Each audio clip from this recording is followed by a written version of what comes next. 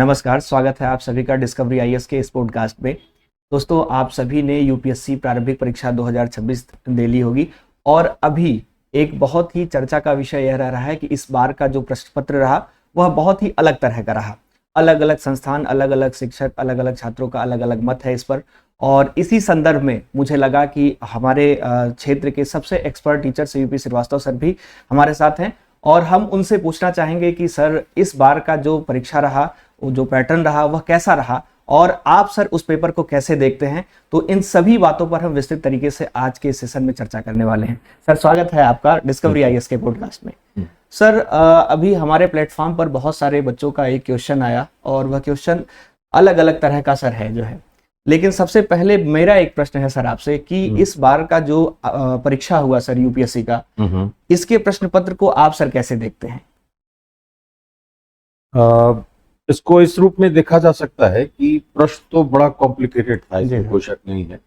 और खासतौर से जीएस का पेपर अगर देखें, वैसे सीसेट भी रिलेटिवली डिफिकल्ट कहा जा सकता है, लेकिन जीएस का पेपर अगर देखें तो पैटर्न में बड़ा बदलाव है। पूछने का तरीका, जो प्रश्न पूछने का तरीका जो परंपरागत रूप से रहा है कमीशन का, उससे अलग हट गया है। अब इसको दो तरीके से समझ सकते हैं। एक होता है कि प्रश्न डिफिकल्ट तब होता है जब ऐसी चीजें पूछ दी जाएं जो पाठ्यक्रम से कहीं तालमेल नहीं खाती, तो वैसी स्थिति नहीं है इसमें। इसमें जो डिफिकल्टी आई है वह डिफिकल्टी इस रूप में है कि इसके प्रश्न पूछने का जो तरीका है वह बदल गया है, बहुत तेजी से बदलाव हुआ है इसमें। और क्वेश्चन को बड़ा बढ़ाने वाली जो एक प्रवृत्ति दिखाई दी है वो है इसमें, ताकि जो अभ्यर्थी है उसको पढ़ने में बहुत समय लगे, और समय लगा भी है। इस कारण से भी बहुत अच्छे छात्रों का भी पेपर बहुत अच्छा नहीं हो सका, क्योंकि टाइम मैनेजमेंट कर पाना बहुत मुश्किल काम लग रहा था लोगों को। तो वो एक समस्या रही है इसमें। दूसरी बात यह है कि भाषा उसकी क्लिष्ट है, इसमें कोई शक नहीं है। और सामान्य बोलचाल की भाषा में जब कोई तैयारी करता है उसके लिए काफी डिफिकल्ट रहा है। कुछ क्वेश्चंस ऐसे हैं जो मेरी राय में नहीं पूछे जाने चाहिए थे। उसका कोई खास लॉजिक मुझे तो नहीं लगता कि ऐसा पूछा जाना चाहिए। लेकिन अब सवाल यह है कि संवैधानिक संस्था है कमीशन, तो हम उस पर दावा तो नहीं कर सकते कि आपने ऐसा क्यों पूछा। लेकिन निश्चित रूप से कुछ क्वेश्चन ऐसे हैं जो इस तरीके से पूछे गए हैं जो साधारण या अच्छे पढ़ने लिखने वाले छात्रों से भी बन पाना बहुत मुश्किल हो रहा है। तो अब हम लोग आपके सवाल को देखेंगे। जो आपके द्वारा सवाल पूछे गए हैं उन सवाल को हम एक एक करके पिक करेंगे, जो लगभग कॉमन है दोस्तों, है ना। तो उनको हम बहुत अच्छे तरीके से सर से एक बार डिस्कस करते हैं। सर, एक बच्चे का सवाल था कि इस तरह से जो प्रश्न पूछा गया है सर, इस तरह के प्रश्न को पूछकर मुख्य रूप से यूपीएससी अभ्यर्थियों की कौन सी क्षमता पर रखनी चाह रही है सर? यह एक बहुत ही कॉमन क्वेश्चन है सर। अच्छा प्रश्न भी है कि हम यह देखते हैं कि प्रशासक के रूप में हमारे पास कुछ गुण होने चाहिए, जिसको हम ऑफिसर लाइक क्वालिटीज कहते हैं। जी सर। तो उसी का परीक्षण करती है कमीशन, ये ट्रेडिशन चला आ रहा है। इसमें भी मोर और लेस बात वही है।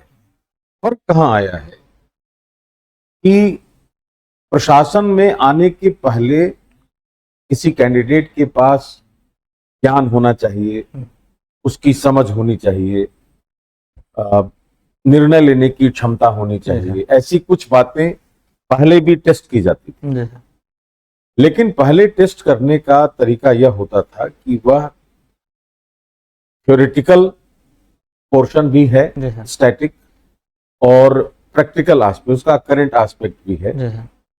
तो किताब पढ़कर, नोट्स पढ़कर, टेक्स्ट के आधार पर हम उससे निकालते थे अपने कॉन्सेप्ट्स को और वहां से प्रश्न पूछे जाते थे। इस बार उसने क्या किया है कि यह मान लिया है उसने कि जो व्यक्ति परीक्षा दे रहा है वह फील्ड में काम कर रहा है, और उसने एक केस स्टडी बना दी, उसने एक पूरा सिचुएशन क्रिएट कर दिया और तब उससे कहा कि अब आप इस सिचुएशन में क्या करें। एक तो बात यह आती है। दूसरी चीज यह है कि वह यह देखना चाह रहा है कि आप दबाव झेल सकते हैं अथवा नहीं, कि आपको इतने प्रश्न हल करने हैं, लेकिन उस प्रश्न को पढ़कर उसकी समझ विकसित करके आंसर देने में जितना समय लग रहा है वो समय सामान्य समय से ज्यादा लग रहा है। तो बहुतों का, जैसे मैंने शुरू में कहा कि बहुतों की समस्या हो गई टाइम मैनेजमेंट को लेकर। तो प्रेशर क्रिएट करना एक शायद उसकी ऑब्जेक्टिव है कि आप उस प्रेशर को झेल सकते हैं अथवा नहीं। वो एक प्रशासन का एक बहुत महत्वपूर्ण गुण भी है कि आप प्रेशर झेल सकते हैं अथवा नहीं, यह उसकी क्षमता होनी चाहिए।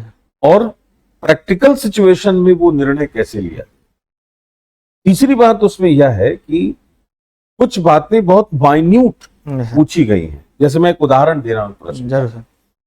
एक प्रश्न इसमें पूछा गया है कि rights of persons with disability act 2018 provides for reservation for in education and employment. तो प्रोविजन तो ठीक है, कानून है 2016, उसने लिख दिया है 2018, बाकी सारी बातें वही हैं जो उस कानून में है। बहुत माइन्यूट अंतर रखा है उसने। इसका मतलब है कि वह हमारी तैयारी में यह देखना चाहता है कि आप पिन पॉइंट कर सकते हैं या नहीं, किसी चीज को बारीकियां उसकी समझ सकते हैं या नहीं, और कितने सटीक हैं आप।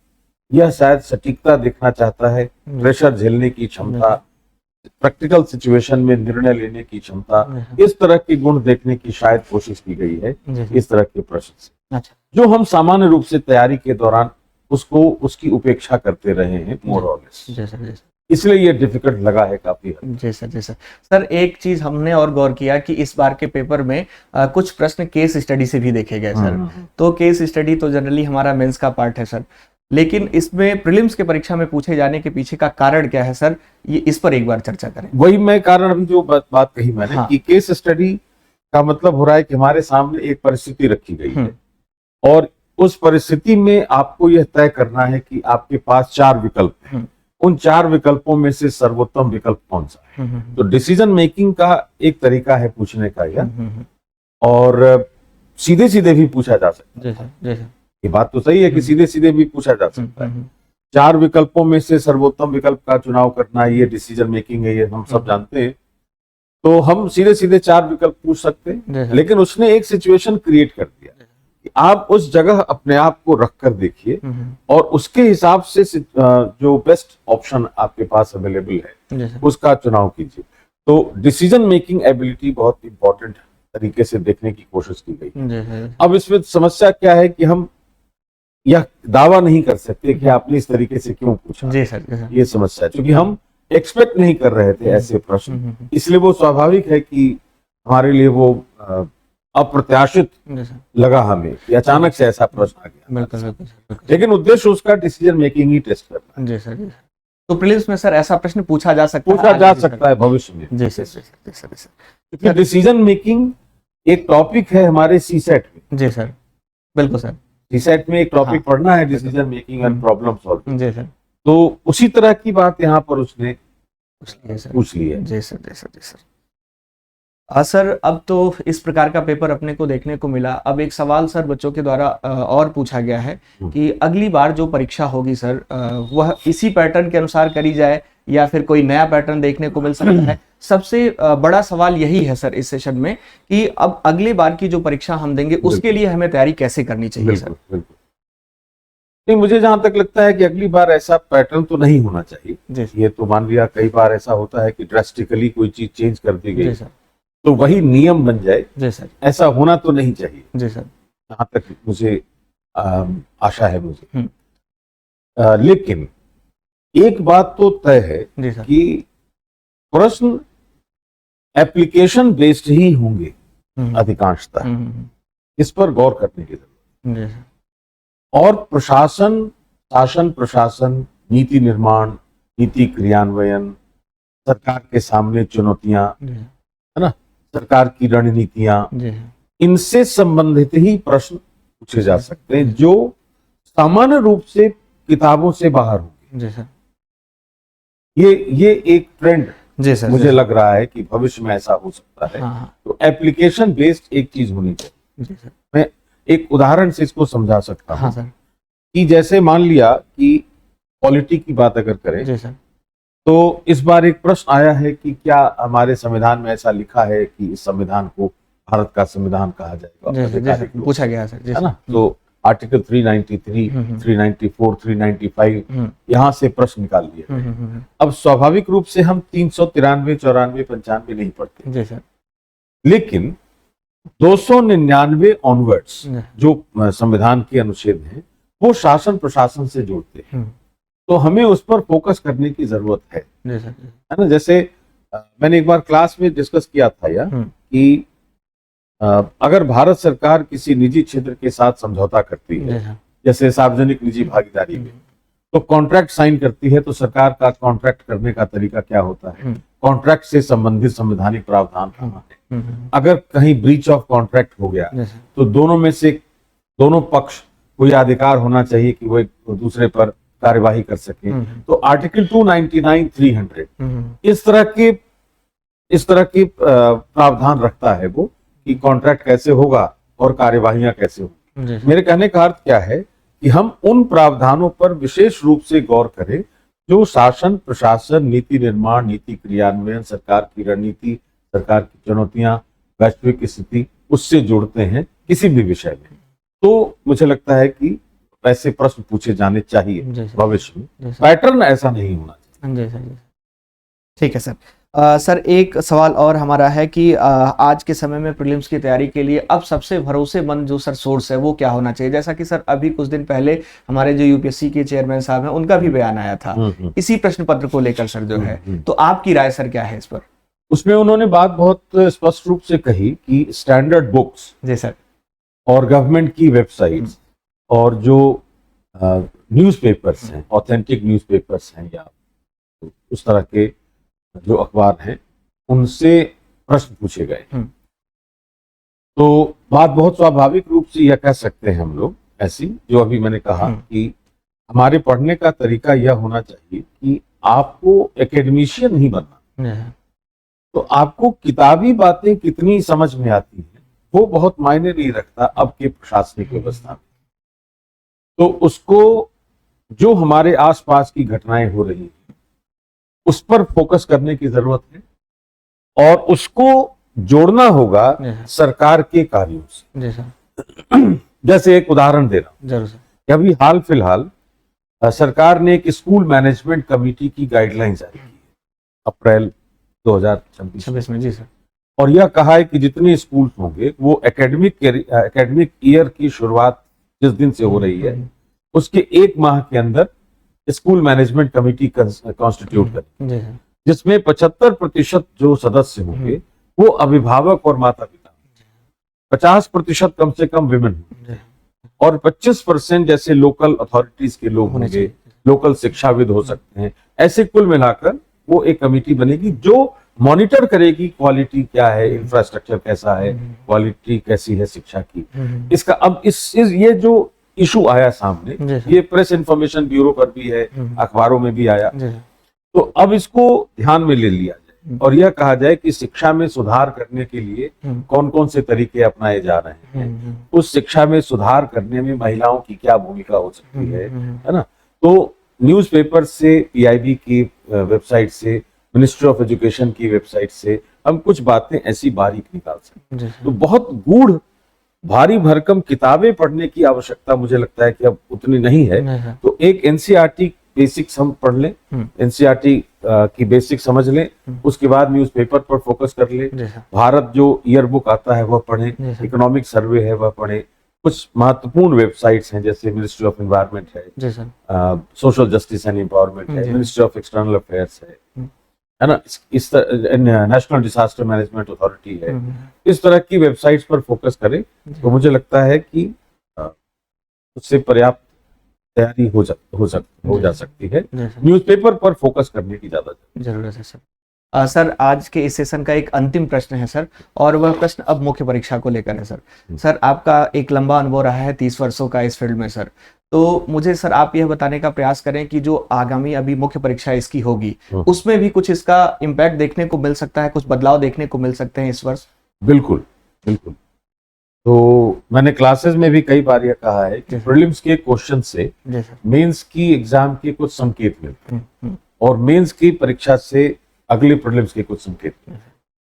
तो एक संकेत तो है कि एप्लीकेशन बेस्ड क्वेश्चंस पूछे जाने चाहिए मेंस में, और खासतौर से पेपर 4 अगर देखें तो पेपर 4 में अच्छे प्रश्न केस स्टडीज से पूछे जा सकते हैं, number of questions case studies के बढ़ाए जा सकते हैं, है ना। तीसरी बात क्या है कि जो सरकारी कार्यक्रम नीतियां हैं और सरकार के सामने जो गवर्नेंस के सामने जो चुनौतियां हैं उन पर फोकस करने की बहुत ज्यादा जरूरत है अब इस वर्ष के मेंस के लिए, है ना। तो टॉपिक्स को फिल्टर करने में न्यूज़पेपर को आधार बनाकर जो भी घटनाक्रम हुए हैं पिछले 1 साल में उसको कॉन्सेप्ट उसके निकाले जाने चाहिए और समान महत्व दिया जाना चाहिए। जैसे पहले एक तरीका होता था कि पीटी में फैक्ट्स पढ़ना है और मेंस में कॉन्सेप्ट पढ़ना है, वो मुझे ख्याल से बदलने की जरूरत है कि कॉन्सेप्ट, फैक्ट्स, एनालिसिस सबका एक संतुलन अपनी तैयारी में अवश्य होना चाहिए।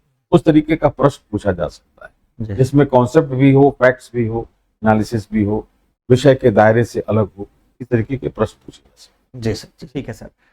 सर एक मेरा प्रश्न है और सर इस पर सर मुझे थोड़ा सा और ब्रीफ करने का प्रयास करेगा। मुख्य रूप से सर हिंदी माध्यम के छात्रों की अगर मैं बात करूं तो उनका एक बहुत ही एक जनरल प्रश्न होता है कि सर हम अभी जो है अपनी तैयारी को हिंदी माध्यम में जारी रखें या क्या करें सर जो है। साथ ही साथ सर एक प्रश्न और यह है कि इस बार की जो प्रारंभिक परीक्षा हुई, स्वाभाविक सी बात है सर बहुत सारे विद्यार्थी असफल होंगे जब परिणाम आएगा, और साथ ही साथ सर कुछ नए बच्चे भी अभी जो है तैयारी करने के लिए आगे आएंगे। तो सर इनके लिए क्या रोड मैप हो, कैसे तैयारी करें और हिंदी माध्यम के छात्रों को विशेष तौर पर ध्यान में रखते हुए क्या काम किया जाए सर, इस पर थोड़ा सा चर्चा करें। ठीक है, इसको जैसा प्रश्न है उसके हिसाब से इसको कई चरणों में जी सर बताना होगा मुझे। जरूर सर, है ना।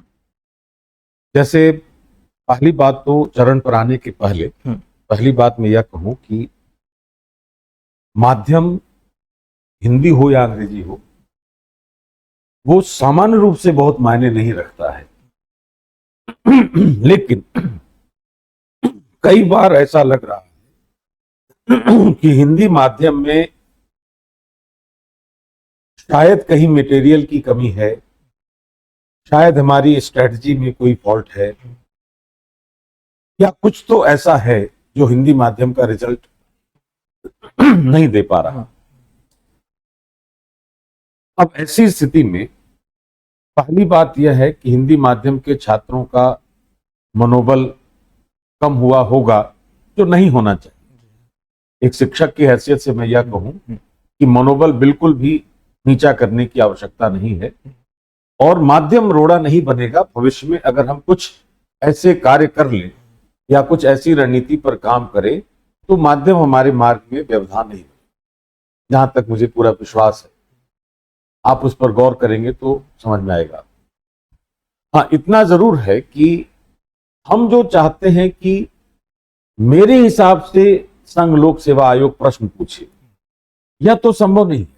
ये मैंने क्लास में भी कई बार कहा कि अगर मैं किसी ने कहा कि आपको हिंदू या द इंडियन एक्सप्रेस पढ़ना चाहिए और मैं कहूं कि नहीं मैं जनसत्ता या दैनिक जागरण पढ़ूंगा, तो क्या प्रश्न हिंदू से पूछा जाएगा या इंडियन एक्सप्रेस से पूछा जाएगा या दैनिक जागरण से पूछा जाएगा, पहले मुझे यह तय करना पड़ेगा। अगर ऐसा लगता है कि हिंदू या इंडियन एक्सप्रेस या कोई भी मान लिया अंग्रेजी अखबार से प्रश्न पूछा जा रहा है और मैं उसको नहीं पढ़कर दूसरा कोई अखबार पढ़ रहा हूं और यह अपेक्षा कर रहा हूं कि उसी से प्रश्न आए, यह अपेक्षा थोड़ी सटीक नहीं होगी।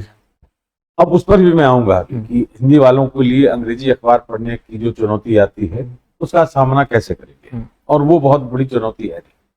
तो पहली बात तो यह है पहले चरण में कि जो तैयारी आज से शुरू कर रहा है या जो तैयारी कर रहा था, दोनों के लिए सबसे पहला चरण है कि आपको कॉन्सेप्ट अपने क्लियर करने पड़ेंगे। कॉन्सेप्ट क्लियर करने का मतलब होता है कि कोई भी टॉपिक मेरे सामने किसी ने बोला तो मेरे दिमाग में एक रूपरेखा उसकी बननी चाहिए। उसको कहते हैं कि हमारा कॉन्सेप्ट बहुत क्लियर। जैसे हम भारत का संविधान पढ़े, चाहे इतिहास में सिंधु घाटी सभ्यता पढ़े, समाज में महिला सशक्तिकरण पढ़ें। तो जैसे शब्दावली आई महिला सशक्तिकरण, एक रूपरेखा मेरे दिमाग में बननी चाहिए। अगर वो रूपरेखा बन रही है, इसका मतलब है कि मेरा कॉन्सेप्ट बहुत क्लियर है। अब कॉन्सेप्ट क्लियरिटी के लिए सबसे पहली शर्त है कि हम एनसीईआरटी की पुस्तक पढ़ें। एनसीईआरटी की पुस्तक खुद से पढ़ें, न कि किसी और की द्वारा की गई एनालिसिस। तो हम खुद से पढ़ें, और एनसीईआरटी की पुस्तक पढ़ने के पीछे तर्क यह होता है कि चूंकि वो बच्चे के लेवल की पुस्तक है, इसलिए उसमें हर छोटे शब्द की व्याख्या होती है। तो छोटे छोटे शब्दों या पारिभाषिक शब्दावली की समझ अगर हो जाए तो हमारा कॉन्सेप्ट अपने आप मजबूत हो जाए। तो पहला चरण तो यह है कि एनसीईआरटी पर अपनी पकड़ बननी चाहिए। और सभी विषयों, मोर और लेस 4 विषय तो हैं ही हमारे, इतिहास, भूगोल, राज्य व्यवस्था और अर्थव्यवस्था, ये 4 हमारे पिलर हैं जीएस के। इन पर हमें बुनियादी तौर पर एनसीईआरटी को पढ़ने की जरूरत है। दूसरा क्या है, पढ़ने का तरीका मैंने कई बार क्लास में कहा है कि किसी एक टॉपिक को लेकर उसके 4 डायमेंशन निकाले जाने चाहिए। एक डायमेंशन है उसकी संकल्पना, मतलब उसकी परिभाषा, उसका अर्थ, ये एक तरफ है। दूसरा उसके तथ्य देखने हैं, फैक्ट्स देखने। तीसरा यह देखना है कि उसमें छुपी हुई बात कौन कौन सी है, जिसको हम एनालिसिस करते हैं। और चौथी बात देखनी है कि उसका जो करंट डेवलपमेंट है वो। तो हर टॉपिक का कॉन्सेप्ट, फैक्ट्स, एनालिसिस और करंट डेवलपमेंट अगर हम कॉपी पर नोट करते चले तो हमारे पास कॉन्सेप्चुअल क्लैरिटी भी होगी, सारे तथ्य भी एक जगह हमारे पास कलेक्ट हो जाएंगे, जो पीटी में भी हेल्प करेगा हमें और मेंस में भी हेल्प करेगा। अब वो कैसे करेंगे हम, ये तो मैंने तरीका बताया। हम लोग ऐसा करेंगे कि समय समय पर हम लोग अपने चैनल से, है ना, ब्रीफ में इस पर हम लोग पॉडकास्ट के माध्यम से ही बच्चों को बताते रहेंगे कि कैसे तैयारी करनी है, धीरे धीरे एक चरणबद्ध तरीके से, है ना। तो उससे भी इन लोगों को फायदा होगा। जरूर सर, जरूर सर। तो और तीसरी बात यह है कि जब हम न्यूज़पेपर उठाकर देखते हैं तो न्यूज़पेपर में जो हिंदी वाले छात्र हैं उनकी समस्या क्या है कि उनको आर्टिकल पढ़ने में समस्या होती है। मेरा सुझाव यह रहेगा कि आप हिंदू पढ़ें या एक्सप्रेस पढ़ें, मत पढ़ें उसको विस्तार से। आप कम से कम इतना कर लें कि उसमें जो टॉपिक्स इंपॉर्टेंट प्रकाशित हुए हैं उस टॉपिक को इनलिस्ट करें, है ना। पढ़ भले ले आप हिंदी में किसी दूसरे अखबार से, इंटरनेट से, अब तो स्रोत की कमी है नहीं है सर, लेकिन कम से कम यह ध्यान रहेगा कि उस अखबार में कौन सा टॉपिक प्रकाशित हो रहा है, उसको हम फिल्टर करके रख लें। बाकी जो आप अखबार पढ़ते हैं हिंदी में वो पढ़िए, उसमें कोई समस्या नहीं है। ऐसा नहीं कि मैं यह कह रहा हूं कि आप अपने हिंदी के सारे स्रोत हटा दीजिए और अंग्रेजी वाले स्रोत पढ़ लीजिए, वो करने का कोई फायदा भी नहीं। तो आप अपना हिंदी का अखबार पढ़, लेकिन ये जरूर ऐड होना चाहिए कि जो इंग्लिश न्यूज़पेपर में ऑथेंटिक जो न्यूज़पेपर्स हैं उनसे हम टॉपिक्स फिल्टर कर लें और दोनों को मिलाकर हम देख लें तो आसानी होती है। उससे हिंदी वालों में जो यह एक डर है ना कि अंग्रेजी अखबार कैसे पढ़ें, वो डर समाप्त हो जाएगा। उसकी जरूरत नहीं, आपको अंग्रेजी तो नहीं सुधारनी उस तरीके से। तो एक तो एस्पेक्ट यह होगा। इसके बाद का जो चरण है वह यह देखना है कि क्षैतिज जो प्रसार होता है पढ़ाई का, कि बहुत सारी चीजें पढ़ लेनी है, इस अप्रोच से अलग हटना और हमें वर्टिकल डेप्थ चाहिए हमारे अंदर। कहने का मतलब क्या है कि अगर हमारे पास 100 टॉपिक्स हैं पढ़ने के लिए, जिसको हम मान लिया उसमें से 80 पढ़े, 20 नहीं पढ़ पाए, लेकिन जो 80 पढ़ा हमने उसमें गहराई से उसका अध्ययन होना चाहिए, न कि छिछला अध्ययन करके हमने 100 टॉपिक कवर कर लिया और सबका छिछला अध्ययन कर लिया। यह समस्या हो रही है सबसे बड़ी, क्योंकि स्रोत बहुत हो गए और बहुत तरह की बातें हमारे सामने आ जाती है तैयारी करने वालों के सामने। तो हम सबका सुझाव लेकर अगर हम काम करने लगते हैं तो होता क्या है कि हमने 100, 150, 200 टॉपिक्स तैयार कर लिए, थोड़ा थोड़ा सबके बारे में पढ़ लिया। उससे हो क्या रहा है कि उससे पकड़ नहीं बन रही। तो हम 2 ऑप्शन तो ठीक लगता है, बाकी 2 ऑप्शन में उलझ जा रहे हैं। और इसके बाद जो चरण आता है उसमें यह होता है कि जैसे सबसे पहले एनसीईआरटी पढ़ ली, अखबार को भी उसके साथ साथ जोड़ लिया, कॉन्सेप्ट हमारे क्लियर हो रहे हैं, ये धीरे धीरे समझ बनेगी हमारी, क्योंकि समझ की ही जानकारी, समझ की ही परीक्षा होनी, ज्ञान आधारित परीक्षा तो है नहीं, समझ की परीक्षा होनी, तो धीरे धीरे समझ बनेगी। अब उसके बाद अगला जो चरण होगा, उस चरण में हमें करना यह होगा कि जो पढ़ा उसकी बारीक चीजें हमें ध्यान में, जैसे कि एक प्रश्न में राज्य व्यवस्था से बता रहा हूं कि जब हम, बहुत कॉमन सा क्वेश्चन है कि अनुच्छेद 108 में संसद की संयुक्त बैठक का प्रावधान है, दोनों सदनों की अगर गतिरोध हो जाए, लेकिन अनुच्छेद 108 में यह नहीं लिखा कि उस बैठक की अध्यक्षता कौन करेगा, वो कहीं और लिखा है। इसके अलावा यह भी नहीं लिखा कि किस प्रक्रिया से उस बैठक में विधेयक पारित होगा, ये भी कहीं और लिखा है। तो जब हम पढ़ाई की बात करेंगे तो उसमें हमें यह समझ में आना चाहिए कि इसकी अध्यक्षता, हमने रट लिया है कि इसकी अध्यक्षता लोकसभा अध्यक्ष करता है, तो हमें यह ढूंढना होगा कि आखिर उसका उल्लेख कहां पर है या नहीं है। तो थोड़ा सा डायनेमिक होकर पढ़ाई करने की जरूरत है, अपने से इनिशिएट करने की जरूरत। पढ़ते तो सारे लोग हैं, लेकिन वही लोग सफल होंगे जो थोड़ा सा भीड़ से हटकर अपनी पढ़ाई को दिशा देते हैं, डायनेमिक होकर। तो मेरे ख्याल से अगर ऐसा करें तो अभी पर्याप्त समय है 2027 के लिए तैयारी के लिए, जिसमें सफल हो सकते हैं। और फिर से एक बार कहूंगा कि हिंदी माध्यम वालों को डरने की आवश्यकता नहीं है। हिंदी माध्यम वाले पढ़ाई में अच्छे होते ही हैं, अच्छे हैं, और आप अगर तरीका से सही रणनीति पर काम करेंगे निश्चित रूप से सफलता मिलेगी। तो आपने लगभग सभी प्रश्नों को देख लिया और बहुत अच्छे तरीके से सर के विचार को समझ लिया होगा। अगर आपको कोई फिर भी डाउट रह रहा हो मन में तो आप मुझे कमेंट बॉक्स में लिख सकते हैं। सर जब भी सेशन में आएंगे तो हम ज़रूर उनसे वह प्रश्न पूछ लेंगे। तो सर आज के इस सेशन के लिए आपका बहुत बहुत धन्यवाद।